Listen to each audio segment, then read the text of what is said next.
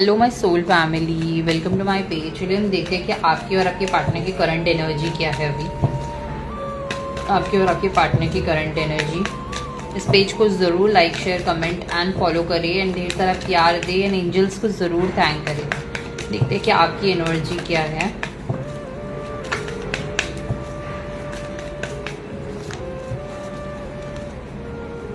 आपके पार्टनर की एनर्जी देख लेते हैं।